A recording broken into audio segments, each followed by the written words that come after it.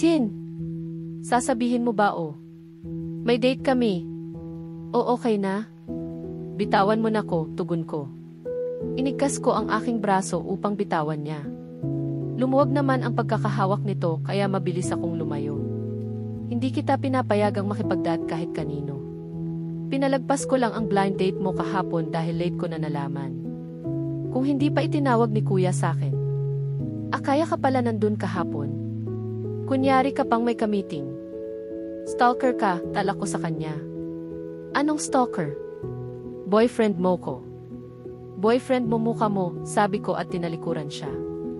May boyfriend bang umagang-umaga nakikipaglandian sa ex? Subukan mong sumama kay Gray, makikita mo, pahabol ni Andrew na parang nagbabanta. Okay, gusto kong makita yung sinasabi mo. Naghahamon kong tugon at mabilis na naglakad papalayo sa kanya. Siya namang dating ni Maricel na humahangos papalapit sa akin dahil makakasama ko sa siya pag-round. Saya mo bati nito. Siyempre may date ako nilakasan ko pa para marinig ni Andrew. Talaga, tanong ni Maricel. Joke lang ibulong ko sa kanya. Sus, akala ko pa naman may date kayo ni Doc Andrew, ingos nito. Bakit naman kami magde-date nun, nakanguso kong tanong. Hindi ba talaga kayo? Nung isang araw lang ipinagkakalat mong kayo na. May sapi lang ako nun. Nang oras ng tanghalian ay nagtungo ako sa locker room upang kunin ang aking bag, binuksan ko ang aking cellphone at nabasa ko ang message ni Gray na magkikita kami sa Osteria Restaurant na sinasabi nito. Habang nagbabasa ay nakareceive muli ako ng text message mula sa kanya, nasa Osteria na daw ito. Kaya dali-dali akong lumabas. Christina, sabay na tayo, ani Maricel. Naku, pasensya na, may kausap kasi ako Kailangan ko siyang puntahan, hingi ko ng paumanhin dito. Ganun ba? Sige kita na lang mamaya, wag ka magpakalayo, baka malate ka, anito. Diyan lang naman kami sa bagong tayong Italian restaurant sa tapat, sa Osteria. Ililibre daw ako ng kaibigan ko. Sige na, una na ko, naghihintay na kaibigan ko Mabilis akong naglakad papalabas ng hospital. Nagmamadali ako dahil nahihiya ako na paghintayin si Gray. Kahiya naman, libre na nga ako, late pa. Humahangos akong pumasok sa restaurant. Nakita ko agad si Gray na nakaupo na. Kumaway ito sa akin. Kinawayan ko rin siya at minisyan. Pasensya na, pinaghintay yata kita. Bakit kasi ang aga mo? Wika ko pagkaupo. Natawa naman si Gray sa sinabi ko. Wala naman akong ginagawa kaya dumiretso na ako dito, tugon ni Gray. Dumating ang waiter at iniabot sa amin ang menu at umorder na rin agad kami. Nagkwentuhan kami tungkol sa trabaho at mga katrabaho namin habang naghihintay ang aming inorder. Masayang kausap si Gray. Hindi siya boring kasama at ang pinakagusto ko sa lahat at binibili niya lahat ng jokes ko. Okay na sanang lahat pero hindi pa man dumarating ang aming appetizers ay tumunog na ang telepono ni Gray. Saglit siyang nag-excuse sa akin at sinagot ang tawag. Sinundan ko siya ng tingin at hindi nakawala sa akin mga mata ang pagbabago ng kanyang reaksyon. Kanina lang ay relax pa ito, ngunit bigla itong naging seryoso at napuno ng pag-aalala ang kanyang mukha. Sigurado ka? What's his current stats? Kahit maingay sa loob ng restaurant ay rinig ko pa rin ang boses ni Gray. Tumingin ito sa akin at tila nag-iisip ng malalim.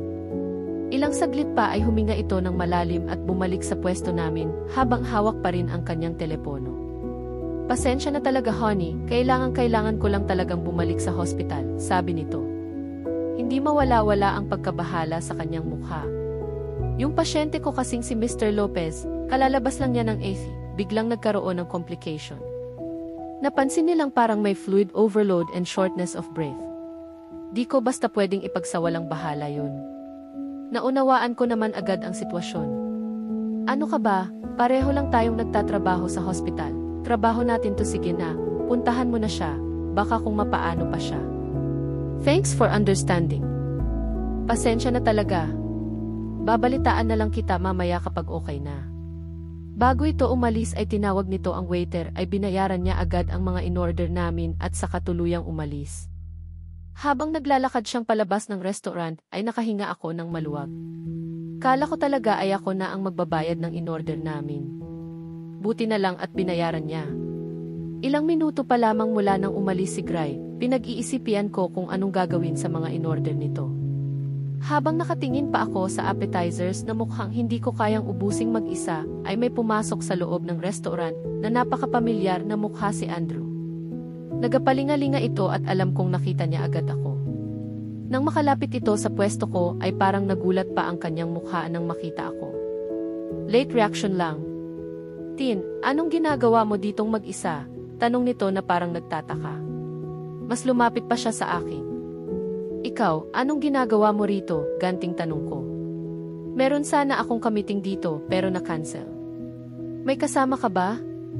Si Gray, sagot ko at bahagya akong napabuntong hininga. Kaso kailangan na niyang bumalik agad sa hospital. Meron daw emergency ang pasyente niya. Agnun ba? Tutal dito na rin naman ako, samahan na lang kita para hindi ka naman mag-isa dyan. Sayang masarap pa naman ang pagkain dito. Nag-aalangan man ako ay hinayaan ko na lang siya. Hindi ko naman pag-aari ang restaurant. Tutal hindi ko rin mauubos ang pagkain. Dumating ang order ko, ganun din ang in-order ni Gray. Kakainin ko na lang yan, sayang naman, presenta ni Andrew. Mukhang hindi na rin namang darating si Gray, kaya hindi ko na siya pinigilan. Napailing na lang ako habang tinitingnan siyang kumakain. Nagtataka ako dahil iba na ang reaksyon nito ngayon. Parang ang ganda ng kanyang mood kahit alam niyang si Gray talaga ang kasama ko. Samantalang kaninang umaga lang ay pinagbabantaan niya ako na wag sasama kay Gray. Tapos heto, parang kaming dalawa pa ngayon ang nagde-date. Ang lakas talaga kay Lord ng lalaking to. Pagkatapos naming kumain ay bumalik na agad kami sa ospital. Pagkarating naming dalawa sa hospital ay nakasalubong namin si Gray na tila nagmamadali at mukhang nairita. Hindi nakawala sa aking paningin ang matalim na tingin na ibinato nito kay Andrew na may halong iritasyon. Mabilis lang yun pero kitang-kita ko. Kunyari na lang ay hindi ko yun napansin. May problema kaya sa hospital? Gray, bati ni Andrew. Kabaliktaran ni Gray, malawak ang ngiting ibinigay ni Andrew sa kanya. Akalain mo, nagkita kami ng girlfriend ko nang hindi sinasadya. Parang destiny. Nakaktuwa, hindi ba? Nakangiting saad ni Andrew. Nilingon at tiningnan ako ni Gray. Okay na problema ng pasyente ko, anito sa mababang tono. Normal ang naging resulta ng HIV test niya. Wala palang dapat ikabahala, patuloy nito. Ninitian ko naman siya bilang pahiwatig na natutuwa ako na wala palang masamang nangyari. Muling binalingan ni Gray si Andrew. Mabuti at nagkita kayo, what's coincidence? Ani Gray sa kaibigan pero halata ang pagkairita sa kanyang boses nang humarap ito kay Andrew. Napansin kong nagbatuhan ng tingin ang dalawa at sa sandaling yun ay parang nag-uusap ang kanilang mga mata. Parang may tensyon sa hangin na tila napakabigat pero hindi ko naman naunawaan. Marahil ay may problema talaga na silang mga doktor lamang ang nakakaalam. May mga ganito kasing pangyayari na sila lang mga doktor ang nakakaalam, at kaming mga nurse naman ay huli palagi sa balita. Hindi na ako nagpaalam sa dalawa, tutal may sariling mundo na sila, na out of place lang ako. Feeling ko tuloy, ako ang third wheel sa aming tatlo. Hindi ko na alam kung ano ang kanilang pinag-usapan dahil nilayasan ko na sila. Sinalubong naman ako ng ni Maricel na ngayon ay nakalapit na sa akin. Hay, nakita ka ba ni Doc Andrew? Tinatanong kasi niya kung saan ka nag-lunch, kaya sabi ko nagpunta kayo ng kaibigan mo dyan sa osteria, anito. Kunot noo akong napatingin kay Maricel. Nilingon ko ulit ang dalawang doktor. Parang ngayon lang yata nila na malaya na nakalayo na ako, at mukhang nagulat pa sila na wala na ako sa tabi nila. Sabay pa nga silang napatingin sa akin, bago ako tumalikod at sumabay kay Maricel pabalik sa duty namin. Alam kong hindi ka interesado kay Tintin, but I'm just letting you know, Mom set up a blind date for her, and she's here at the restaurant. Napabalikwas ako sa kama nang marinig ang sinabi ni Kuya Dreke. Wala akong pasok ngayon at minabuti kong magpahinga ngayon, dahil ilang araw na rin akong halos walang tulog dahil sa trabaho sa hospital at mga business meeting na kailangang daluhan. Damn it! Napapamura ako habang nagmamadaling nagbihis. Talagang tinutuon ni Mommy ang sinabi nito kay Tintin. Ito namang si Tintin talagang pumunta pa. Binalaan ko na siyang hindi siya pwedeng magpaligaw o makipagkita sa ibang lalaki. Inuubos niya talaga ang pasensya ko. Halos paliparin ko ang sasakyan para makarating agad sa address na sinabi ni Kuya Dreke. Kapag nakita kong nakikipag-blind date siya, ay hihilahin ko talaga siya palabas ng restaurant na yon. Huwag niyang sabihin hindi ko siya binalaan. Matapos kong ipark ang sasakyan, ay nagmamadali kong tinahak ang loob ng restaurant. Sila agad ni Mucha ang nakita ko. Mukhang hindi pa dumarating ang blind date nito. Lihim akong nagdiwang. Pinakalma ko ang aking sarili. Naglakad ako ng normal na kunwari ay hindi ko sila nakita. Nilagpasan ko sila at nagtungo ako sa restroom. Natawa ako sa aking sarili dahil nagmamadali akong nagpunta rito sa restaurant ng walang kaplano-plano. Ang balak ko lang ay hilahin si Tintin palabas ng restaurant, wag lang matuloy ang lintik na blind date na yon, pero nadatnan ko sila ni Mucha na nagtatawanan kaya napadiretsyo na lang ako dito sa loob ng restroom. Paglabas ko ay nakasalubong ko ang isang waiter na muntik ko na nang makabangga. Bigla akong may naisip. Tinawag ko ang waiter at kinausap. Babayaran kita ng 1,000,000 pesos. All you have to do is just send a text message. Nanlaki ang mga mata ng waiter at agad na pumayag. Itinaype ko agad ang fake message na kunyari ay galing sa admin ng hospital na sinasabing nawawala ang report niya at kailangan ito ngayon dahil may surprise audit. Isisend mo lang yan sa number na to, sad ko. Ibinigay ko ang number ni Tintin sa waiter. Yun lang po ba sir? Tanong ng binatilyong waiter. Yun lang, pero siguraduhin mong isisend mo yan 5 minutes after kong lumapit sa table na yon. Itinuro ko sa kanya ang pwesto ni Mucha at Tintin. Sinundan naman yun ng waiter ng tingin. Areglado boss. Yun lang pala, yakang-yaka, malawak ang ngiting ibinigay ng waiter. Binayaran ko muna ito ng 5,000. Kapag nagawa mo ng tama, saka ko ibibigay ang natitirang 5,000. Copy sir, anito. Iniwan ko na ito at nagtungo ako kina Tintin. Nagkunwari pa akong nagulat na nakita sila at nang tanungin kung anong ginagawa ko rito ay sinabi kong kasali dapat ako sa business meeting ni Kuya Dreke. Ngayon pa lang ay natatawa na ako na hindi matutuloy ang blind date ni Tintin. Hindi ko mapigilang matawa kaya nagkunwari na lang akong kinikiliti si Baby Kyle at nakikipagtawanan dito. Kitang-kita ko ang pag-aalala ni Tintin nang mabasa ang text message na na-receive. Nang mapalingon ako sa direksyon ng binatilyong waiter, ay sumenyas ito ng thumbs up at ngiti-ngiti. Nagmamadaling nagpaalam si Tintin kay Mucha upang magpunta sa hospital kaya sinundan ko siya. Nang madaanan ko ang waiter ay pasimple kong iniabot ang pahuling bayad na 5,000. Worth it ang halagang ibinayad ko dahil hindi natuloy ang blind date na sinet up ni Mommy. Kinabukasan maaga akong pumasok sa trabaho. Una kong ginagawa sa aking routine ay binabasa ang medical reports ng mga pasyenteng nasa listahan ko sa opisina. Nang matapos ay lumabas muna ako para bumili ng kape sa coffee shop malapit sa hospital. Agad din naman akong bumalik. Nakasalubong ko si Natalia sa lobby na nakangiti na agad sa akin. Good morning Andrew. Good morning, kaswal kong sagot. Lalagpasan ko na sana siya nang hawakan niya ako sa braso para pigilan.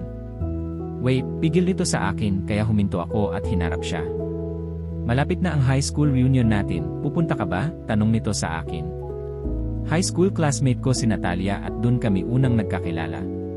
Transferee siya nung mga graduating na kami at naging kami lang nung college. I'm not sure, tugon ko. Hindi naman ako uma-attend ng mga reunion. Masyado akong busy at wala na akong time para sa mga ganong event. I hope you can join the reunion. Everyone's really looking forward to seeing you there. Tumingin siya sa akin at may pagsusumamo sa mga mata nito. Pag-iisipan ko pero hindi ako nangangako, tugon ko. Umaliwalas naman ang mukha nito. Kapag hindi ka nagpunta, siguradong ako ang kukulitin nila at tatanungin kung nasaan ka. Alam kasi nilang magkatrabaho tayo at naging tayo, anito at matamis na ngumiti. Sa isang sulok ng mata ko ay parang natanaw ko si Tintin. Binalingan ko si Natalia. Titignan ko muna schedule ko. Kung pupunta man ako, isasama ko ang girlfriend ko, yun lang at nagpaalam na ako. Nagmamadali akong naglakad para sundan si Tintin dahil parang nakita ko talaga siya. Tinumbok ko ang daan patungo sa nurse station at siguradong dun lang siya pupunta. Hindi na ako nagkamali. Malayo pa lang ay natanaw ko na agad siya pero kausap nito si Gray. Ite-text kita, narinig kong isinigaw ni Gray habang papalayo si Tintin na nakapagpainit ng aking dugo. Mas lalo pa akong nainis nang tumango pa itong si Tintin. Anong pinag-usapan nyo? Agad ko siyang tinanong ngunit pinagtaasan lang niya ako ng kilay. Ayaw niyang sabihin sa akin kung anong pinag-usapan nila, ngunit narinig kong sinabi nito kay Nurse Maricel na may date daw ito. Kung wala lang ako sa hospital ay baka nagwala na ako sa galit dahil ilang beses ko nang sinabi kay Gray na girlfriend ko si Tintin pero panay pa rin ang bantay sa lakay nito. Ipinilig ko ang aking ulo. Magde-date ka mo sila? Yun ay kung papayagan kong matuloy. Humanap ako ng tiyempo na makausap si Nurse Maricel upang tanungin kung saan pupunta si Tintin. Agad namang sinabi ni Maricel na nasa Osteria Restaurant na daw si Tintin. Alam kong kalalabas lang ng isip ng pasyente ni Gray. Nagkaroon ito ng slight shortness of breath kagabi, pero bumuti rin naman agad. Nag-text ako kay Dr. Carl, isang resident doctor na nakaduty kagabi. Dr. Carl, mukhang bumalik ang shortness of breath ni Mr. Lopez sa room 203. Baka kailangang ipa-ABG, arterial blood gas, test and let Dr. Tuazon knows about it. Huwag niyong baliwalain, baka may fluid overload na. Ilang sandali pa ay tanaw ko nang nagmamadali si Gray papasok ng hospital, saka ko naman pinuntahan si Tintin sa Osteria. Kagaya ng gusto kong mangyari ay hindi natuloy ang date nila ni Gray. Bonus pa na kami ni Tintin ang magkasamang kumakain ngayon. Nang hapon din yun ay hinintay ko ang paglabas ni Tintin. Ihahatid na kita Tin, saad ko habang naglalakad na kami sa labas ng hospital. Salamat na lang, malamig na anito. Bakit sa iba sumasama ka, pero sa akin ayaw mo ako naman itong boyfriend mo. Isang yaya lang sa'yo ni Gray, umuka na agad. Pinagtaasan lang ako ng kilay ni Tintin. At sino namang yayain ko, ikaw? Nung huli kitang yaya anong ginawa mo? Sinira mo lang ang date nating dalawa. Bukod sa isinama mo lang naman ang buong hospital, sa karinderya mo lang ako dinala. Samantalang si Gray sa Osteria pananlibre, panunumbat ni Tintin. Hindi agad ako nakasagot dahil guilty naman talaga ako. Tinalikuran ako ni Tintin at muli itong naglakad. Babawi ako, malakas na sabi ko. Tuloy-tuloy lang si Tintin sa paglalakad. Bukas, kumain ulit tayo sa Osteria, halos pasigaw kong sabi dahil mabilis itong nakalayo sa akin. Nakita kong huminto si Tintin sa paglalakad. Marahan itong lumingon sa akin. Naniningkit ang mga mata nito at parang pinag-aralan kung seryoso ba talaga ako. Bukas dun ulit tayo mag-lunch, malakas kong sabi para marinig niya. Tumalikod lang si Tintin at nagpatuloy sa paglalakad. Sumakay ito sa nakaparadang jeep. Ano Tin? Pahabol kong tanong. Na, malakas nitong tugon bago tuluyang umalis ang jeep na sinasakyan. Laya, sigaw ng utak ko. Kinabukasan ay hindi ko mahagilap si Tintin. Hindi ko naman siya mapuntahan sa ward nito dahil busy rin ako sa ngayon. Nag-text na lang ako sa kanya. To Tintin. Tuloy ba tayo sa lunch date natin? After 0 minutes ay naka-received ako ng sagot mula kay Tintin. From Tintin. Nga. Hindi ko mapigilang mapangiti. Kunyari pa siyang galit, sasama din pala. Mga babae nga naman. 12:23 nang maka-received ako ng text message mula kay Tintin. Nasa Osteria na daw ito. Akala ko pa naman ay sabay kaming pupunta doon. Mabuti na lang at hindi na ako busy kaya nagmamadali akong nagtungo sa restaurant. Pagpasok ko sa restaurant ay kapansin-pansing mas maraming tao ngayon kesa kahapon. Pansin ko lang na karamihan ay parang mga taga-hospital ang mga kumakain dito ngayon. Nagulat ako nang biglang may pumutok na birthday confetti sa harapan ko. Biglang nagkantahan ang mga tao. Happy birthday Felix! Happy birthday Felix! Happy birthday, happy birthday! Happy birthday Felix! Nagtataka ako kung bakit parang sa akin sila lahat nakatingin habang kumakanta. Doc, happy birthday po sa alaga nyo, animal lover din po pala kayo, wika ni Nurse Beth. Nagtataka naman akong napatingin sa kanya. Sabi po ni Christina, birthday daw ng alaga nyo ngayon, kaya iti-treat nyo kami dito, ani Nurse Lizel ng ngating-ngiti. Sunod-sunod na bumati at nagpasalamat ang iba pang mga nurses. Alinlangan akong tumango at mumiti. Nagsiupuan na ang mga ito at nagpatuloy sa pagkain. Hinanap ng mga mata ko si Tintin. Nakita ko ito sa isang lamesa katabi ang iba pang nurses, bising-busy ito sa pagkain. Hindi ako makapaniwala sa kanya. Abalang-abala ito sa pagmuya na parang walang ginawang kalokohan. Napailing at napatawa ako ng labas sa ilong. Nilapitan ko siya at nang papalapit na ako ay napatingin ito sa akin. Kumaway at mumiti pa ito ng maluwang. Doc, anito habang walang puknat ang pagkakangiti. Napabuntong hininga ako at lumapit sa kanya. Doc, thank you sa treat ha, anito. Hindi talaga ako makapaniwala na parang wala lang dito ang kanyang ginawa.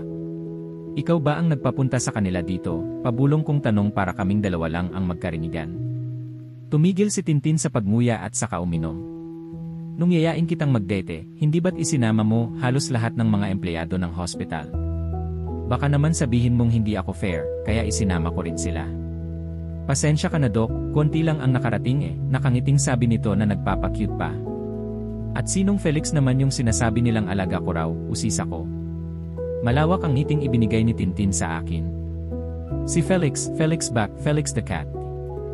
Maliit na maleta ang dala ko na itinago ko muna sa loob ng locker room. Ngayon kasi bibista ang buong pamilya Rufino sa Liliw, Laguna. Ito yung ipinangako sa akin ni Doña Agatha na isasama niya ako. 5 araw na vacation leave ang ipinaalam ko sa hospital. Ito rin yung sinasabi ni Doña Agatha na ipakikilala niya daw ako sa kakilala nitong hasyendero sa susunod na bibisita sila sa Laguna. Alam ko namang nagbibiro lang siya. Sumama ako, hindi naman dahil dun, kundi sa pangulit ni Mucha dahil maganda raw sa farm ng mga Rufino at gusto niyang makita ko ito. Dito nila ako sa hospital dadaanan pagkatapos ng shift ko. Hapon na kami magbibiyahe dahil ganun din naman ang asawa nitong si Treke na hapon na rin makakalabas ng trabaho. Sa locker room na rin ako nagpalit ng damit. Summer sando at shorts lang ang aking isinuot para komportable ako sa biyahe. Nakatsinelas lang din ako dahil pagdating ni Mucha ay didiretso na agad ako sa sasakyan nila. Maya-maya pa ay nakareceive na ako ng text message mula kay Mucha. From Mucha. Bes, kay Andrew ka na lang sumabay. Sobrang traffic papunta dyan. Hindi ko pa naibababa ang cellphone ay nakita ko na agad si Andrew sa harapan ng locker room. Ready ka na? Tanong nito. Tiningnan at pinagmasdan ko siya. Formal pa rin ang suot nito at mukhang walang balak magpalit ng damit. Samantalang ako naman ay mukhang nakapambahay lang. Nang tumayo ako ay pinasadahan niya ako ng tingin. Ganyan suot mo, anito. Hindi maipinta ang mukha. Dapat ba nakagown? Sarkastiko kong tanong. Magpalit ka, anito. Hindi ko na lang pinansin ang sinabi niya. Humakbang ako at hinila ang maleta papalapit sa kanya. Tara na, yaya ko sa kanya. Ang sabi ko, magpalit ka, ulit ni Andrew sa mas mariing tono. Ikaw tong dapat magpalit. Pupunta tayo sa farm pero naka-formal ka. Bakit? Magfa-fine dining ba kayo ng mga kambing nyo? Sarkastiko kong sabi dito, ngunit parang hindi naman niya ako narinig. Ang ikli ng shorts mo, anito nang nakakunot ang noo. Kinunutan ko din siya ng noo. Ano namang problema niya sa shorts ko? Lagi naman niya akong nakikitang ganito dati pa kapag nasa bahay ako ni Mucha. Butas-butas pa nga minsan ang sando na suot ko na pinagtatawanan lang niya. Lagi namang ganito suot ko sa bahay Para ka namang bago ng bago. Lalagpasan ko sana siya pero pinigilan niya ako sa braso. Sa bahay yun. Maraming lalaki dyan sa labas, anito. Sino? Yung mga nakaswero, natatawa kong tanong. Pero hindi siya natawa. Sa halip ay binigyan niya ako ng isang matalim ng tingin. Sige na, sabi ko na lang para tumigil na siya. Pagkasabi ko noon ay binitiwan na niya ako.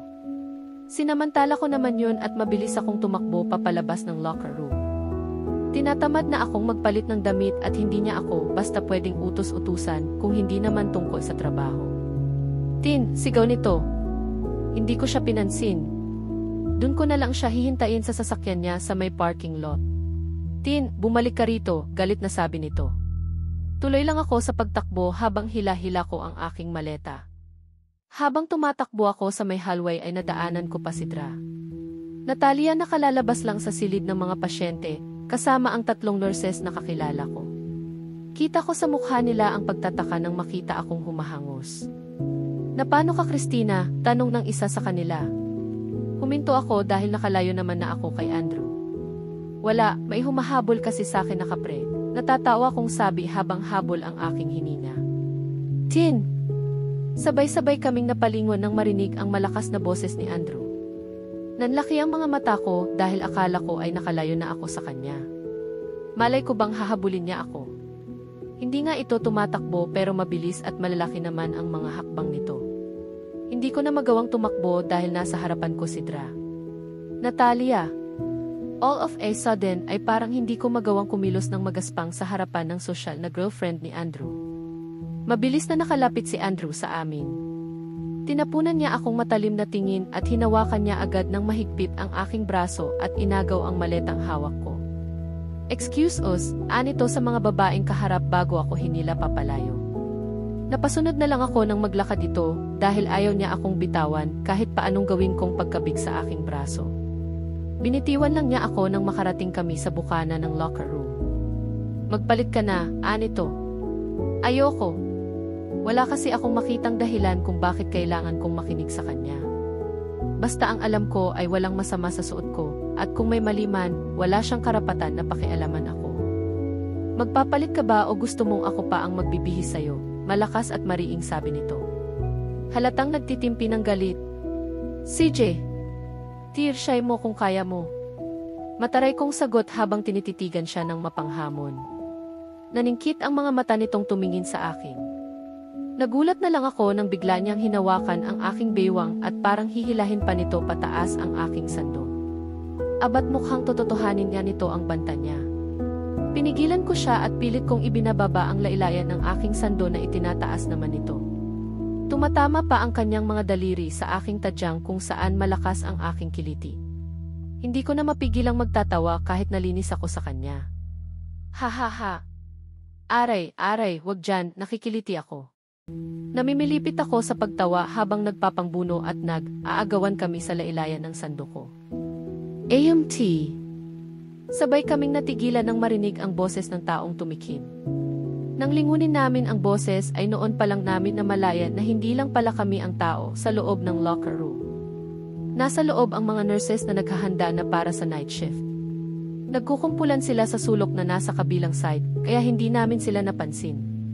Pinamulahan ako ng mukha at para akong matutunaw sa sobrang kahihiyan. Nang mapatingin akong muli kay Andrew ay nakatingin lang ito sa akin. Go change, I'll wait outside, anito. Binitiwan nito ang aking maleta at agad na tumalikod. Napayuko ako at hindi kayang salubungin ang tingin ng mga nurses na nasa loob. Ang landi mo. Mahinang tili ni Nurse Sarah na nakalapit na agad sa akin at kinalog-kalog pa ang aking balikat. Nagtilian din ang iba pang mga nurse na waring kilig na kilig dahil sa nasaksihan. Hinihintay lang pala ng mga ito na makaalis si Andrew bago sila mag-react. Ang lagkit, tudyo pa ng isa. Ang wild ni Doc ha. Walang pinipiling oras at lugar. Kung ano-ano pa ang aking mga narinig na panunukso mula sa kanila. Hindi ko na rin mapigilang matawa kahit nahihiya ako sa nangyari. Hanggang sa matapos akong magbihis ay hindi ako tinantanan ng mga nurses sa loob. Nang lumabas ako ng locker room ay naabutan ko si Andrew na naghihintay lang sa labas. Pinasadahan niya ako ng tingin. Happy, nakasimangot kong sabi. Hindi na ito nagreklamo nang makitang lampas tuhod ang simpleng white summer dress na suot ko. Ayan, mukha na tuloy kaming magsisimba nito. Let's go, anito at kinuha niya sa akin ang maleta. Nagdiretso kami sa kanyang sasakyan at tuloy-tuloy na sa biyahe. Hindi ko siya iniimikan upang ipakita na hindi ako natutuwa sa ginawa niya. Inis na tinawagan ko si Mucha para awayin. Sinagot naman nito agad ang tawag ko. Naka-loudspeaker ang usapan namin. Wala naman akong paki kahit marinig pa ni Andrew. Mabuti na ngayon para marinig niya, baka isipin pa kasi nito na patay pa rin ako sa kanya at pinlano ko na makasabay siya sa bayahe. Kainis ka, sabi mo susunduin niyo ako, bungad ko kay Mucha. Traffic nga kasi. Baka abutin kami ng gabi bago pa makarating dyan sa hospital nyo. Anong oras pa tayo makakarating ng Laguna? Kawawa naman ang mga babies ko, boses ni Mucha. Napabuntong hininga ako, ginamit pa talaga ang mga anak niya. Nandyan naman si Andrew, magaling yan mag-drive, ani Mucha. Kung alam ko lang na siya ang makakasama ko sa biyahe, hindi na lang sana ako umuo kay tita. Ipinarinig ko talaga yun kay Andrew, pero tutok lang ito sa pagdadrive at parang walang naririnig. Nagpaalam na lang ako kay Mucha. Wala na rin naman akong magagawa dahil narito na ako. Panalangin ko na lang na sana ay hindi ako mapautot sa bayahe. Ipinikit ko na lang ang aking mga mata at hindi ko na namalayang nakatulog na pala ako. Medyo madilim na nang maalimpungatan ako. Nasa biyahe pa rin kami. Tiningan ko ang aking relo at mahigit 1 oras na rin pala kami sa biyahe. Nakatuon lang sa kalsada ang paningin ni Andrew. Tumingin ako sa labas at naaliw ako sa tanawin. Ang ganda dito, parang napaka-presko sa labas. Pakiramdam ko ay paakyat kami ng paakyat sa napakataas na lugar.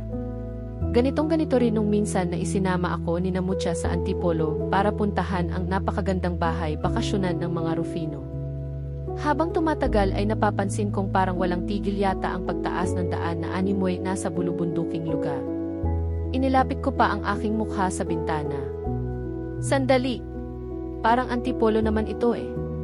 Hindi pa ako nakakarating ng Liliw pero malakas ang kutob kong Antipolo ang lugar na ito. Naguguluhan kong tiningnan si Andrew. Andrew, tawag ko dito. Alam kong dinig niya ako pero hindi ito tumutugon. Bakit parang Antipolo itong lugar na to? Nakatingin ako sa gilid ng kanyang mukha. Hindi pa rin siya sumasagot.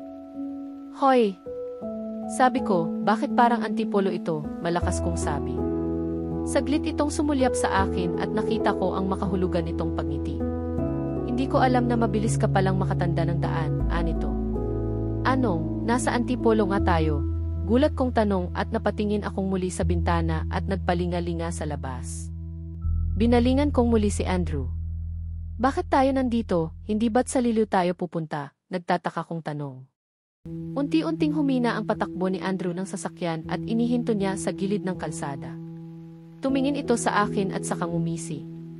Bakit naman kita dun dadalhin kung ipapakilala ka ni Mommy sa iba? Ano ako tanga? Hindi ako makapaniwala sa narinig mula kay Andrew. Bumalik na tayo. Kung ayaw mo, uuwi na lang akong mag-isa, singhal ko sa kanya. Humarap sa akin si Andrew na nakakaloko pa rin ang ngiti.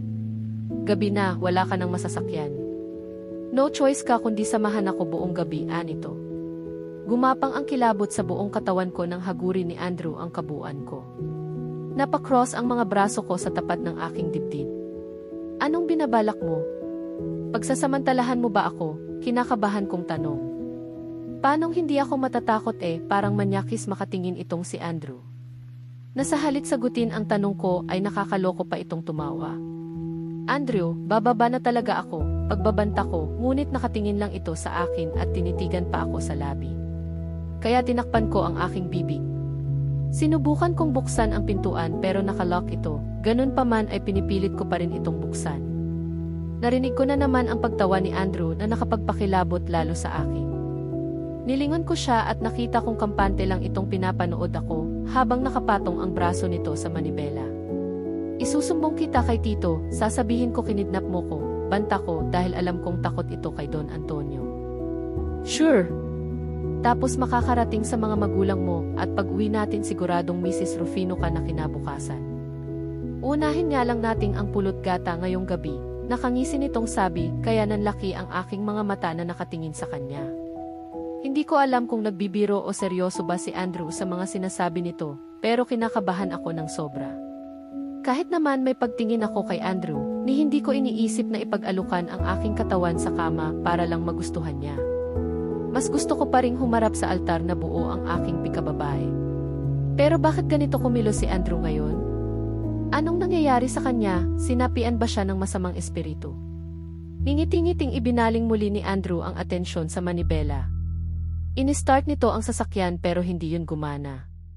Ilang beses pa nitong sinubukan i-start pero bigo ito. Nakita ko ang unti-unting pagkabahala sa mukha nito at narinig ko na lang na napamura ito. Shot, anito at hinampas pa ang manibela. Namilog ang aking mga mata at bibig nang ma-realize kong nasiraan pa pala kami. Dinukot ko ang aking cellphone sa loob ng aking bag upang tawagan si Mutya at sabihin kung anong nangyayari. Magpapasundo ako sa kanila o kaya tatawag ako ng taxi, Uber o kung anumang pwede kong sakyan para makalayo sa lugar na ito. Hindi ko napaghandaan nang bigla na lang hablutin ni Andrew ang aking cellphone. Akin na yan, galit kong sabi at inagaw sa kanya yun, ngunit hindi niya ito ibinigay bagkus ay pinatay pa nito ang cellphone ko. Mas lalo pa akong nagulat nang makita kong isinuksok niya ito sa loob ng kanyang pantalon ay hindi sa loob ng kanyang underwear. Napanganga ako sa kanyang ginawa.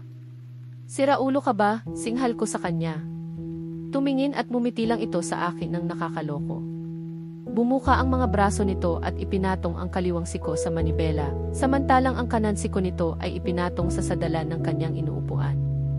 O kunin mo kung gusto mo, anito na nakangisi. Mukhang gumaganti ito nung i-blackmail ko siya sa picture niyang nakapalda, noong isinuksok ko sa aking bra ang cellphone ko para hindi niya makuha.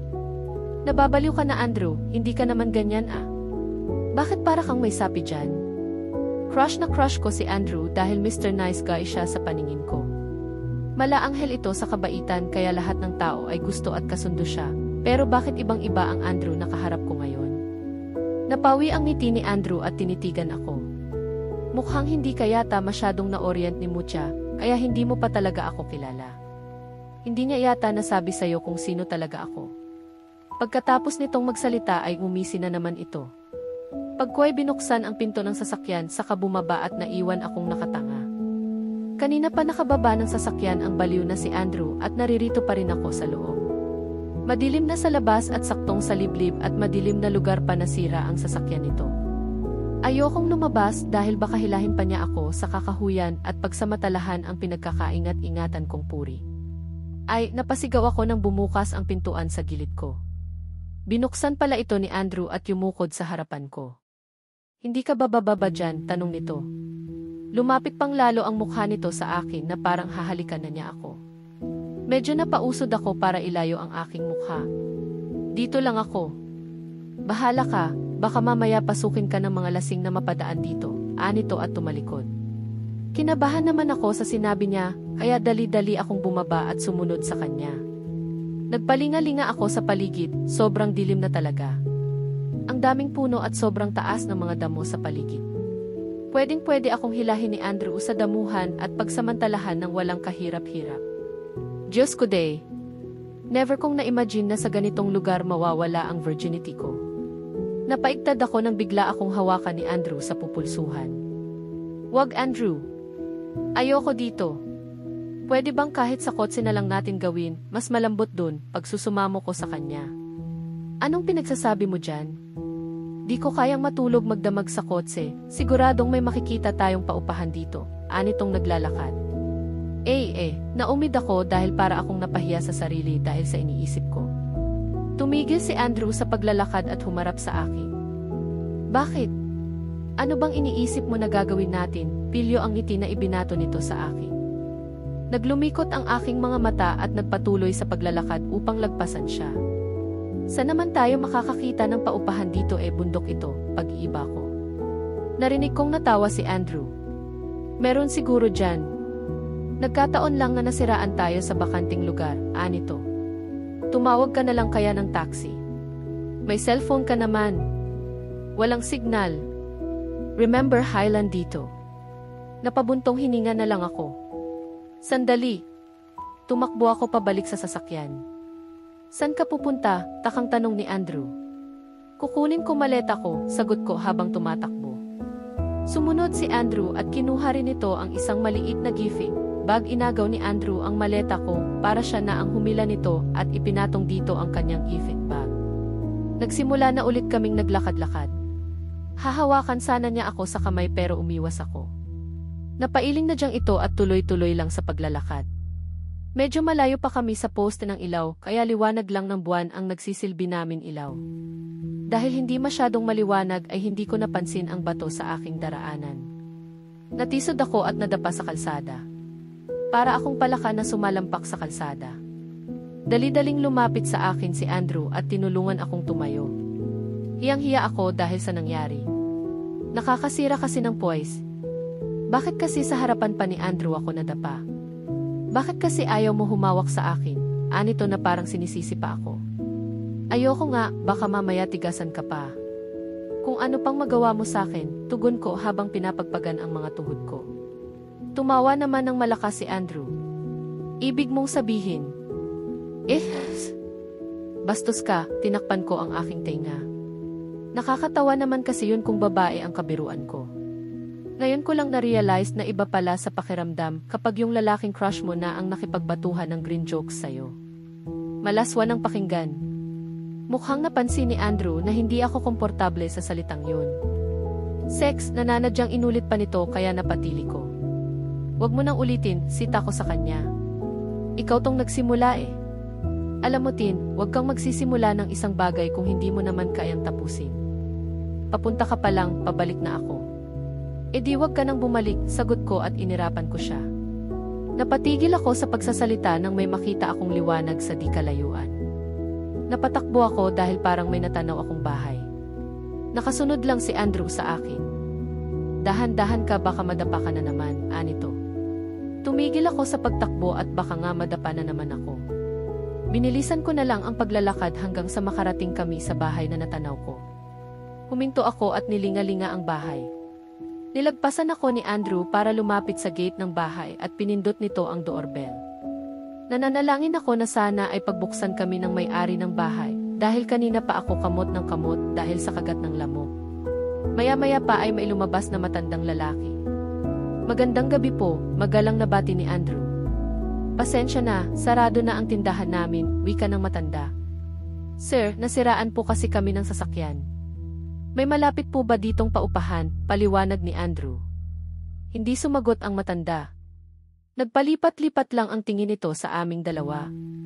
Malayo pa ang mga paupahan dito, pero halik kayo dito sa bahay namin at mukhang nilalamok na yang asawa mo, wika ng matanda. Binuksan at pinapapasok kami sa loob ng gate. Lumapit si Andrew sa akin at kinabig ako sa biwang. Halika na asawa ko, pabulong na sabi nito at may pilyong ngiti. Hindi ko magawang tumutol dahil baka makita kami ng matanda. Hindi ako binitawan ni Andrew hanggang sa makarating kami sa loob. Namangha ako sa loob ng bahay, napakasimple lang ng loob pero napakalinis at maganda ang pagkakadisenyo. Magandang gabi po, bati ko sa matandang babae na nadatnan namin sa loob ng bahay. Umiti ito sa amin, mukha siyang mabait. Siya daw si Nanay Myrna at Tatay Delphin daw ang pangalan ng matandang lalaki. Napansin ko agad na napakaraming kandila sa loob. Yung malalaki at magaganda ang design ng mga kandila kagaya ng mga nakikita sa malalaking mall. Paninda namin yan, ani Nanay Myrna nang mapansin niyang manghang-mangha kung pinagmamasdan ang mga kandila. Kayo rin po ang gumagawa, tanong ko sa kanya. Tumango ito at mumiti. Halina kayo at kumain muna, boses ng matandang lalaki na nagbukas ng gate sa amin kanina. Wag na po, nakakahiya naman. Pinatuloy niyo na nga kami, nahihiya kong sabi. Wag kayong mag-alala, sisingilin ko naman kayo bukas, ani Tatay Delphin. Bigla kong nilingon si Andrew. May bayad naman pala eh, halika ka na Andrew, wag ka nang mahiya, excited kong yaya dito. Naiiling at nahihiyang napatingin si Andrew kay Tatay Delphin. Tumawa naman ang matanda. Biro lang, huwag kayong mag-alala at hindi ito ang unang beses na may nanghingi ng tulong sa amin. Daanan kasi ng mga turista itong lugar namin, wika ng matandang lalaki. Matapos naming kumain ay ako na ang naghugas ng pinggan. Pinatuloy nila kami sa isang bakanting silid na may sariling banyo na rin.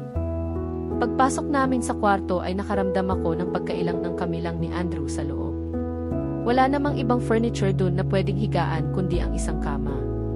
Napatitig ako sa kama, kaya ko bang matulog na katabi siya? Nilingon ko si Andrew na ngayon ay nakangiting pinagmamasdan kung paano ako nag-aalalang nakatingin sa kama. Matulog ka sa sahig, sabi ko agad sa kanya. Umupo ka, anito. Hindi ko siya pinansin bagkus ay dire-diretso lang ako sa paghila ng maleta ko. Umupo ka, lilinisin ko yung sugat mo, anito.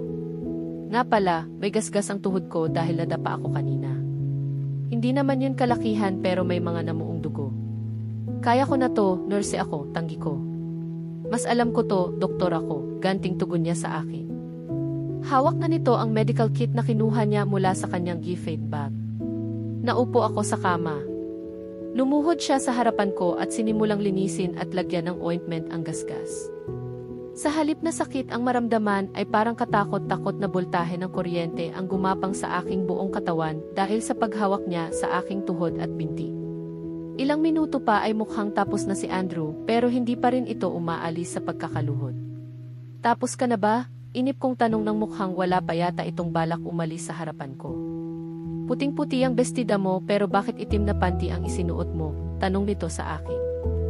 Nanlaki ang mga mata ko sa sinabi niya. Buong akala ko ay sincere siyang nag-aalala sa sugat ko. Yun pala ay busy siya sa pamboboso. Mahina itong natawa nang makita ang naging reaksyon ko, lalo na nang mamula ako. Kunyari ka pang concern, nang boboso ka lang pala, sinipa ko siya pero mabilis siyang nakailat. Hinawakan pa nito ang paa ko nang subukan ko siyang sipain ulit. Hindi ko na kailangang busuhan ka, nakita ko ng lahat yan, nakatawang sabi nito. Muli na naman akong pinamulahan. Hindi pa ako nakakabawi nang tumayo ito, sabay hubad ng pang-itaas niyang damit sa aking harapan. Anong ginagawa mo? Kinakabahan ko tanong. Nakita ko na ang buong katawan ni Andrew nung lasing siya, pero iba pa rin kapag hubad ito at gising, tapos walang kakurap-kurap na nakatitig sa akin ang mga ebis niya ang mga mata niya. Magsho-shower, anito at binuksan ang kanyang e-fight bag. Kinuha sa loob ang isang towel at ipinatong sa kanyang balikat. Huminto ito at pilyong tumingin sa akin. Kung gusto mo, sumabay ka na sa akin para tipid sa tubig, para hindi naman nakakahiya sa may-ari ng bahay. Inirapan ko siya. No thanks, hindi ako maliligo para hindi mo ko gapangin mamaya. Amoy kimchi na to, sagot ko habang binubuksan ang aking maleta para maghanap ng damit na pantulog. Okay lang sa akin kahit 3 araw kang hindi maligo, ani Andrew at pumasok na ito sa banyo. Narinig ko ang pag-click ng pintuan ng banyo. Marahang kong sinulyapan ang nakasarang pintuan at nang masiguro kong nasa loob na nga si Andrew ay nagbuga ako ng malakas na hininga. Saka pa lang ako nakahinga ng maluwag. Kife kalma. Nagpapanggap lang naman ako na dead sa akin ang mga panlalandi ni Andrew pero ang totoo ay kanina pa nagwawala ang aking kaluluwa nang makita ko ang pumuputok nitong mga ebis. Pakiramdam ko nga ay kanina pang humiwalay ang maharot kong kaluluwa. Sumunod dito sa banyo para panooring maligo si Andrew. Napatingin akong muli sa kama. Magkatabi kaming matutulog dito mamaya? May kung ano akong nararamdaman na hindi ko maintindihan. Basta ibinulong ko sa aking sarili na hindi ka kinikilig, Tintin. Correct, hindi ako kinikilig. Kinakabahan lang ako. Parang bumagsak ang pangako nang lumabas si Andrew na tanging tawel lang ang nagtatakip sa kanyang bewang pababa. Nakita ko na yung mga ebis na yun pero iba talaga kapag gising buhay na buhay. At si Felix mukhang nag-take a nap yata kaninang umaga dahil gising na gising pa rin ito ngayon kahit gabi na. Hindi ka ba nagugwapuhan sa akin? Para akong nagising nang marinig ang boses ni Andrew. Ha? Ayaw mo kasing tumingin sa mukha ko. Ano bang tinitingnan mo sa baba? Pilyo ang ngiting ibinato nito sa akin, sabay tingin sa tawel niyang nakatapis sa kanya. Wala akong maisagot kaya inirapan ko na lang siya. Tumayo ako, bitbit ang mga inihanda kong panligo. Maliligo ka ba? Tanong nito. Obvious ba? Sagot ko na hindi siya nililingon. Sumabay ka na lang sana sa akin kanina, ani Andrew. Hindi ko alam kung nagbibiro lang siya o nilalandi na naman ako. Kaya sinagot ko na lang ito. Ayoko, baka mautot ako. Di narinig mo, wika ko sabay sara ng pintuan ng banyo. Dinaan ko na lang sa biro ang mga pasaring ni Andrew upang itago ang kabang nararamdaman ko. Ipinalangin ko na lang na sana ay tulog na ito paglabas ko ng banyo. Dito na rin ako nagbihis ng pantulog bago lumabas. Paglabas ko ng banyo ay gising pa rin ito at parang inaabangan talaga ako. May suot itong lightweight gray pajama pero walang suot na pang itaas. Ay. Magkakasala na naman ang mga mata ko nito. Bakit gising ka pa? Nakataas ang kilay kong tinanong siya. Hindi kasi ako uminom ng gatas sa bahay kanina. Gusto ko ng dumede, malawak ang ngiting ginawa ni Andrew. Natigilan ako sa sinabi niya. Ako dati ang nagbabato ng joke na yun pero bakit parang ako itong naputukan ngayon? Joke lang, nabasa yung sugat mo, lalagyan ko lang ulit ng ointment. Akina, ako na ang gagawa, inilahad ko ang aking kamay at ibinigay naman niya yun sa akin. Mabilis kong inapply sa tuhod ko ang ointment habang nakamasid lang si Andrew. Nang matapos ako ay ibinalik ko na ulit sa kanya. Lumapit ako sa malaking kandila na nasa malaking glass jar sa ibabaw ng coffee table na isang di pa ang layo sa kama. Anong ginagawa mo? Takang tanong ni Andrew. Di ba sabi ni Nanay Merna, sindihan daw ang kandila kung gusto nating may ilaw tayo sa gabi para tipid sa kuryente. Di ako sanay matulog ng madilim, natatakot ako. Paliwanag ko at sinindihan ang malaking kandila na ubod ng ganda. Nakakapanghinayang na gamitin ito, ang ganda-ganda, matutunaw lang. Ilset. Ang bango, napasinghap ako nang maamoy ang mabangong scent ng kandila. Mapapasarap tulog ko nito, wala sa sariling nasabi ko. I doubt it, narinig kong sinabi ni Andrew. Ha, nilingon ko siya. Hindi naman ito sumagot at mukhang hihiga na sa kama. Napahinto ito nang ihagis ko ang isang unan sa gitna na kama. Hati tayo sa kama, bawal ang lumampas sa linya, wika ko. Kumunot ang noo ni Andrew na tumingin sa akin. Hindi ko na hinintay ang sagot niya at agad akong humiga sa kama patalikod sa kanya. Pumasok ako sa kumot at nagtalakbong. Maya-maya pa ay naramdaman ko nang humiga si Andrew. Hindi ko alam kung paano makakatulog kung alam kong katabi ko ang lalaking ilang taon kong pinapangarap. Nga tinitiis ko siya pero andun pa rin naman ang pagtingin ko sa kanya, kaya ganito na lang ang epekto sa akin na katabi ko siya. Nagpanggap akong nakatulog agad. Naninigas ang buong katawan ko para huwag kumilos. Pinakiramdamam ko si Andrew, kanina lang ay pabaling-baling ito sa pagkakahiga pero ngayon ay hindi na ito kumikilos. Malamang ay nakatulog na ito. Sa tansa ko ay mahigit 1 oras na bago ako nakaramdam ang pamimigat ng talukap ng aking mga mata at tuluyan na nga akong nakatulog. Malalim na ang aking tulog nang maramdaman kong may mainit na hininga na gumagapang sa aking liig dahilan para magising ako. Pagmulat ko ay nakita ko si Andrew na nakasubsob sa aking liig at nararamdaman ko ang mainit nitong mga labi na humahalik sa aking bala. Nararamdaman ko rin ang mainit na palad na humahaplos sa aking dibdib. Nakasuksok na sa loob ng aking bra ang kamay nito. Andrew, usal ko. Pinoproseso ko pa kung totoo ba ito o nananaginip lang ako. Yes, tugon nito na tuloy-tuloy lang sa ginagawa. Itinulak ko siya ngunit napakabigat niya. Kapag itinutulak ko siya ay mas lalo pa itong nagsusumiksik sa aking leg. Andrew, ano bang? Naputol ang sasabihin ko nang siilin niya ako ng halik sa labi. Ni hindi ko magawang magprotesta dahil sa pagkagulat. Dilat na dilat ang aking mga mata dahil bukod sa pagkabigla ay hindi ko alam kung ano ang gagawin. Unti-unting umangat ang mukha ni Andrew at masuyong tumingin sa akin pagkway bumulong sa tapat ng aking tenga. I wanna make you mine tonight. Nangilabot ang aking buong katawan nang maramdaman ko ang hininga niya sa aking tenga. Inalis nito ang kanyang bibig sa tapat ng aking tenga at muling tumitig sa aking mga mata na ngayon ay namimilog pa rin dahil sa pagkagulat. Dahil sa liwanag na nagmumula sa kandila ay naaninag ko ang malalim nitong tingin at pagnanasa sa kanyang mga mata. Nanigas ang buong katawan ko nang muli niyang sakupin ang aking mga labi. Marahan niyang inangkin ang aking ibabang labi at pagkway sinimsim niya ito. Nakapikit si Andrew habang hinihigop pa niya ang aking ibabang labi, samantalang ako naman ay dilat na dilat pa rin dahil hindi ako makapaniwala na minumukbang na niya agad ako. Hindi ganito ang ini-expect kong unang halik na ibibigay niya sa akin. Pero dahil si Andrew naman ito ay hindi na ako magrereklamo, kaso nahihirapan naman ako sa aking pwesto dahil dalawa ang unan ko kaya medyo masakit sa bato. Habang patuloy niya akong hinahalikan ay pasimple kong hinila ang unan mula sa aking ulo at saka inihagis upang maging komportable na ako ng tuluyan. Andrew, tulirong sabi ko nang makita ang katangahang ginawa ko. Natigilan ni Andrew sa kanyang ginagawa nang marinig niya ang nag-aalalang boses ko. Saktong pagmulat nito ay biglang lumiwanag sa sulok ng kwarto. Sabay kaming napalingon sa pinanggagalingan ng liwanag.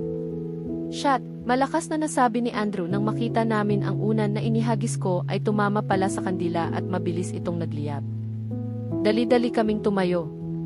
Mas nauna ako kay Andrew na lumapit sa nagliliyab na unan. Hindi ko ito mahawakan dahil nag-aapoy na ito. Nagpanik ako kaya mabilis kong sinipa ang unan para mailayo sa kandila. Pagsipa ko ay aksidenteng nasipa ko rin ang kandila kaya bumagsak ito sa sahig. Natulala na ako sa sobrang takot at hindi ko na alam ang gagawin. Nakita ko na lang na inihagis ni Andrew ang isang basang towel sa ibabaw ng nag-aapoy na unan. Mabilis na naapuhap ang apoy dahil dun. Binuksan ni Andrew ang ilaw sa loob ng silid.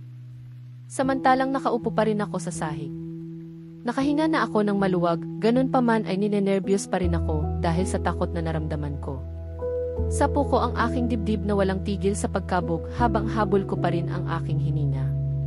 Nakatayo sa harapan ko si Andrew na nakabacker na lang habang nakapamiwang ang kaliwang kamay at ang isang kamay naman ay nakasabunot sa buhok. Nakatingin ito sa akin na parang hindi makapaniwala sa nangyari. Really, Tin? Frustrated na sabi nito. Hindi ko naman sinasadya eh. Kasalanan mo kasi minamanyak mo ko, paninisi ko sa kanya. Totoo naman kasi na hindi na ako nakapag-isip ng tama kanina dahil sa bilis ng mga pangyayari. Gisingin ba naman niya ako na pinipisil na ang daddy ko? Paano pa kaya ako makakapag-isip ng tuwid noon? Nang mawala na ang apoy ay nilapitan ko ang unan. Sunog na ito, ngunit hindi yun ang problema ngayon kundi ang wax na natapon sa sahig. Kumayat ito at ngayon ay natutuyo na. Yari pa naman sa kahoy ang sahig kaya madali itong sumiksi. Sinubukan kong gamitin ang towel para tanggalin ang wax ngunit hindi gumana. Tiningala ko si Andrew. Paano na to? Nag-aalala kong tanong. Tumalikod si Andrew at pumasok sa banyo, maya-maya pa ay may dala na itong hair blower. Tiyushay mo to para madaling matunaw. Isinaksak niya ito sa outlet at iniabot sa akin. Pagkabukas ko ay mabilis ko din itong pinatay dahil napakaingay ng tunog nito. Hindi pwede, baka magising sila, wika ko sa mahinang boses. Napahilot si Andrew sa kanyang sentido at halatang na-stress na rin ito sa mga nangyayari. Nakita kong nagsusuot na ito ng pajama at saka lumabas ng silid. Nagtataka ako kung saan siya pupunta. Maya-maya pa ay nagbalik ito na may dala-dalang 2 spatula. Umupo ito sa sahig, sa mismong tapat ko. Inabot niya sa akin ang isang spatula. Magsimula ka ng kumayod ng sahig dyan. Ramdam ko ang nagtitimping inis sa boses nito. Kinuha ko ang spatula, naiinis din ako sa kanya.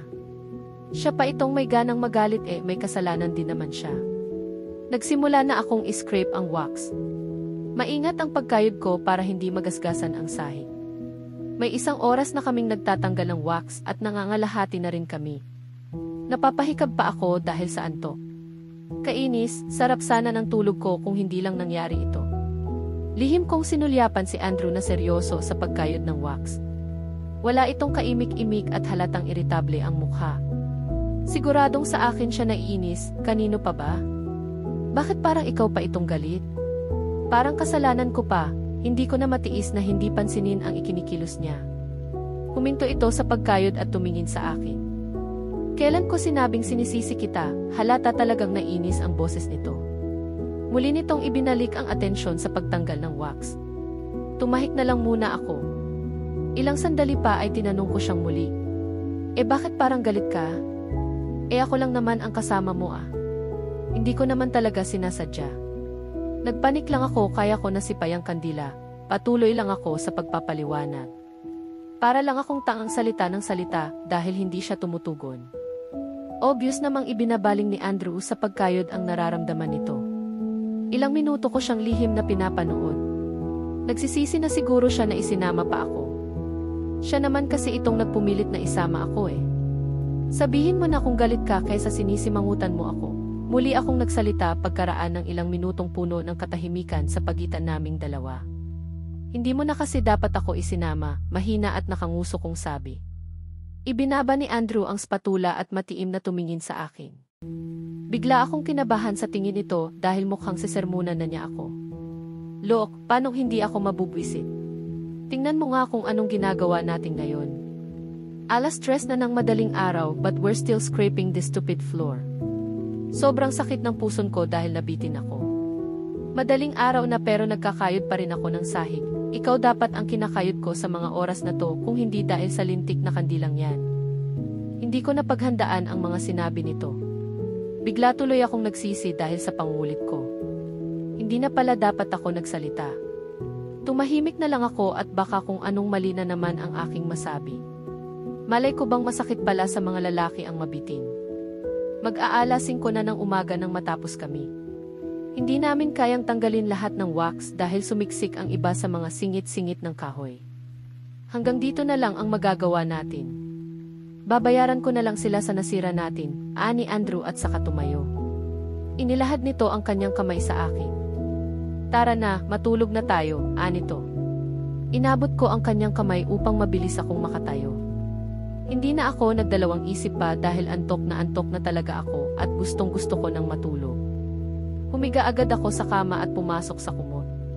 Biglang dumilim dahil pinatay ni Andrew ang ilaw. Wala na akong paki kahit madilim pa, basta gusto ko ng matulog. Humiga na rin si Andrew sa kama, alam kong pagod na rin ito dahil kanina pa siyang humihikap. Mula sa aking likuran ay naramdaman kong yumakap ito sa aking bewang. Sa sobrang antok at pagod ay hindi ko na nagawang magprotesta pa. Pakiramdam ko nga ay mas mapapabilis pa na makatulog ako dahil sa init ng yakap niya. Hindi ko na malayang nakatulog na nga ako sa ganung posisyon. Tanghali na nang magising ako. Bago pa man ako magising ay naayos na ni Andrew lahat ng problema. Nakausap na niya ang matatanda tungkol sa aksidenteng nangyari kagabi. Hindi naman nagalit ang mag-asawa dahil binayaran na lang sila ni Andrew ng malaking halaga. Yung sasakyan naman niya ay namatayan lang pala ng baterya at kinargahan na rin kaya pwede na ulit itong gamitin. Bago kami umalis ay pinag-almusal muna nila kami. Andrew, akin na cellphone ko please. Pakiusap ko sa kanya habang naglalakad kami patungo sa kanyang sasakyan. Wala namang kahirap-hirap na iniabot niya ito sa akin. Mabuti na lang at ibinigay niya at hindi na namin kailangang mag-away pa para ibalik lang niya ito sa akin. Na-unblock ko na ang personal number ko dyan sa cellphone mo, kaya wag mo na ulit akong ibublock, anito. Hindi ko siya sinagot, sa halip ay may iba akong nais sabihin sa kanya. Pwede bang dumiretso na lang tayo sa Liliw? Gusto kong magbakasyon kasama si Mucha, pakiusap ko habang ini-start niya ang sasakyan. Tumingin ito sa akin. Dadalhin kita sa Liliw pero wag na wag kang sasama sa kahit na sinong lalaki na ipapakilala sa'yo ni Mommy. Hindi naman ako nagpunta dun para sa lalaki, no. Gusto ko lang magbakasyon kasama ang best friend ko. Good, anito at pinasibat na ang sasakyan. Sobrang haba ng biyahe namin. Hindi ko alam kung saan kumukuha ng enerhiya si Andrew para makapag-drive ng ganong katagal. Samantalang buong biyahe ay tulog na naman ako, kahit pati nanghali na akong gising kaninang umaga. Pahapon na nang makarating kami sa Liliw. Yung akala kong simpleng farm lang ay hindi naman pala ganong kasimple. Hacienda naman pala ito kung tutuusin. At ang bahay nila, mansion pala at napakarami ng mga kasambahay sa loob. Ang sabi ni Mucha, mas marami pa raw ang nagtatrabaho sa farm bukas ay ipapasya nila ako para makita ang maliit na community sa loob kung saan maraming pamilya ang naninirahan at nagtatrabaho. Bukas na lang daw nila ako ipapasyal dahil malapit ng dumilim. Pagkarating namin kanina ay sinalubong na agad ako ni Mucha at hindi na kami naghiwalay kaya hindi ko na alam kung nasaan si Andrew. Inihatid agad ako ni Mucha sa magiging kwarto ko.